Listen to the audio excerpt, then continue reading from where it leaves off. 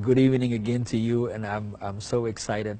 It's beginning to really heat up as we thank God for your responses, and we really want you to continue to stay tuned in with us, as this is going to be very exciting.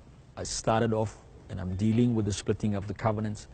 If you haven't seen the program since I started from Monday, this is Friday already, then I want to encourage you. You can always go back onto the church Facebook page, and you can click and listen to it so that you can have a systematic understanding of what we deal with.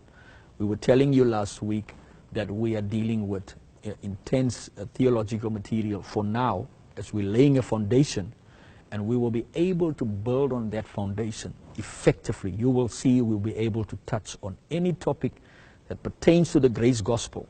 Once we have the foundation laid, we can build the walls. So I ended last week where I dealt with the fact that God was having a deadlock with the people of Israel pertaining to them taking the promised land. Moses comes up, he presents to them the Mosaic covenant based on the 10 commandments. They accept and they say, we obey to do. So we see that the law put a demand on your flesh to perform and to be able to please God, and that way you are able then to have a relationship or blessing based on your performance or your works. But now we see this.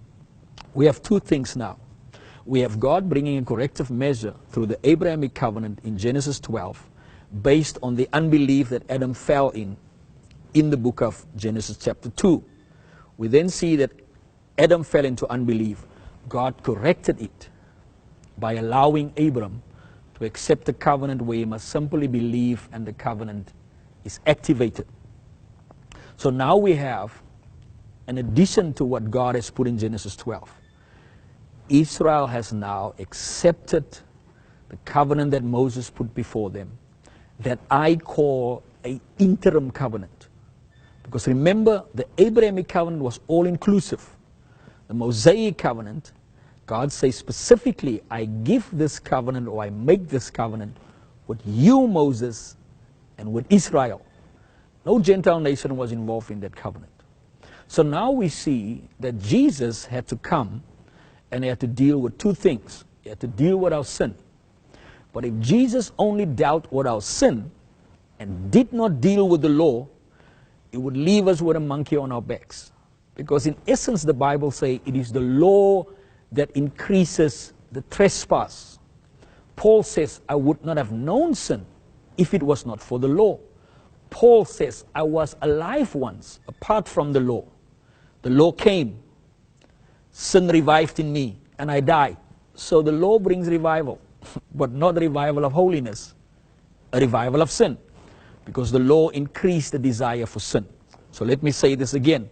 If Jesus came and only dealt with our sin, but did not deal with the law, he would leave us with a monkey on our backs, which means that he deals with the fruit, but he has not dealt with the root. What do I mean by saying that? 1 Corinthians 15 verse 56. Listen to what Paul says. The sting of death is sin. The sting of death is sin. What gives death its sting? It's sin. So if you want to get rid of death, what must you get rid of? Of sin.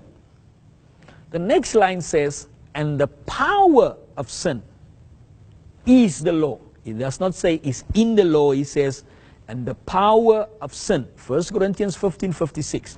And the power of sin is the law. So if you want to get rid of sin, what must you get rid of? The law. But what do we do in the church? We say we must raise the standard. And when we say we must raise the standard, we mean we must raise the standard of the law. Remember, the law is already too high for you to keep. And so the more you raise the standard for the law on the believers, the more you allow sin to be revived. In fact, Paul says in the book of Timothy, he says that the law is not for the righteous, but for murderers, for rapists, for sinners, for thieves. So if you then preach the law to the church, you are accusing them of what Paul says for who the law is. But now we see that Jesus came to deal with two things. He comes to deal with sin, and he comes to deal with the law. Now, Romans chapter 5 verse 12. Paul writes and he says, just as through one man sin entered the world, and through sin death, and death passed on to all men, for all have sinned. He then goes on, and I'm paraphrasing, he says that from the time of Adam to the time of Moses, sin was in the world. But sin is not imputed where there is no law. Listen to what he's saying. From the time Adam fell to the time the law was given to Moses, sin was in the world. But sin is not imputed where there is no law. So we can then say, no law, no sin, no death.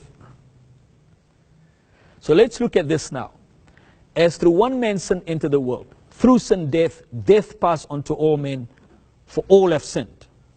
So he is saying that when the first Adam sinned in the Garden of Eden, all of us were present in the first Adam.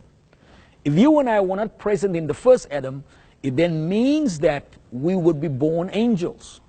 But Adam's act of disobedience made all of us be born in unbelief as sinners. So all of us were present in the first Adam. It was Adam's act of disobedience that made us sinners. What did you have to do to become a sinner? Nothing. Just show up. Adam did you a favor. He left you an inheritance. We will take it again from there tomorrow. Keep sending us messages. Keep liking and keep asking your questions. We are excited to come to you day after day and share with you nothing but the good news of the gospel. See you tomorrow. God bless you.